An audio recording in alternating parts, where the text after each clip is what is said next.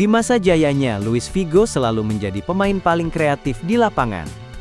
Berkat kecepatan, keanggunan dan kepiawaiannya dalam mengolah bola, Figo tampil gemilang dalam situasi 1 lawan 1, seringkali mengecoh para pemain bertahan dengan tipuan dan step over. Ia juga dikenal karena kepemimpinannya dan kemampuannya menciptakan peluang mencetak gol, terbukti dari 106 asisnya di La Liga, yang hanya kalah dari Leo Messi. Sebagai pemain muda, Figo membuktikan dirinya sebagai pemimpin generasi emas Portugal. Bersama pemain seperti Rui Costa dan Joao Pinto, Figo memimpin Portugal meraih kemenangan di kejuaraan Eropa U16 dan U20. Di level klub, ia memulai kariernya di Sporting CP, tempat ia bermain hingga tahun 1995 dan kemudian pindah ke klub raksasa Spanyol, yaitu Barcelona. Di Barcelona karier Figo benar-benar melejit. Selama 5 tahun berikutnya ia berperan besar dalam keberhasilan klub memenangkan Piala Winners, dan 2 gelar La Liga berturut-turut. Atas prestasinya, ia memenangkan Ballon d'Or pada tahun 2000. Tak diragukan lagi, ia adalah pemain sepak bola paling dihormati di Catalonia pada masanya, sehingga semua orang terkejut ketika Figo menerima kepindahannya ke Real Madrid di tahun yang sama. The Galacticos. Ternyata perekrutan Figo adalah awal dari era Galactico Florentino Perez, yang membuat Real Madrid merekrut bintang dunia setiap tahun. Tak lama setelah kedatangannya, Figo bergabung dengan Zidane, Ronaldo dan Beckham. Pada pertandingan pertama melawan klub lamanya, Figo dicemooh oleh seluruh penonton di Nou Camp, memaksanya untuk menutup telinga dengan jari. Pertandingan kedua tidak berjalan lebih baik, karena para penggemar terus-menerus mencegahnya mengambil tendangan sudut dengan melemparkan berbagai benda ke arahnya, termasuk kepala babi. Terlepas dari insiden-insiden ini, Figo menikmati karier yang sukses di Real Madrid. Selama 5 tahun di sana, ia memenangkan 2 gelar La Liga, dan 1 Liga Champions UEFA pada tahun 2002. Pada tahun 2001, ia terpilih sebagai pemain terbaik FIFA. Selama periode ini, Figo juga meraih kesuksesan besar di kancah internasional.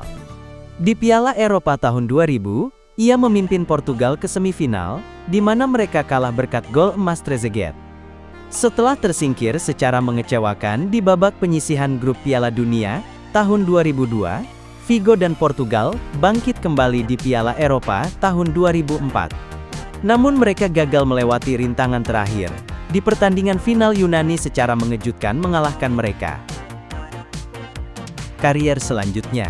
Di kancah internasional, Figo menikmati masa-masa indahnya di Piala Dunia tahun 2006, di bawah kaptennya Portugal memuncaki grup dan melaju ke semifinal, mengalahkan Belanda dan Inggris. Meskipun kalah dari Prancis, pencapaian ini tetap menjadi pencapaian terbaik Portugal di Piala Dunia dalam 4 dekade. Perebutan tempat ketiga adalah pertandingan terakhir Figo untuk Portugal. Ia mengakhiri kariernya dengan 32 gol dalam 127 penampilan. Setelah kontraknya dengan Real Madrid berakhir, Figo bergabung dengan Inter Milan. Meskipun kehilangan kecepatan dan mobilitas di masa senja kariernya, ia masih mampu berkontribusi dalam peran playmaker. Ini menjadi periode tersukses Figo dalam kariernya, karena ia berhasil memenangkan Serie A di keempat musimnya bersama Inter. Di hari yang sama, ketika klub tersebut memenangkan gelar Serie A tahun 2009, Figo mengumumkan pengunduran dirinya dari sepak bola.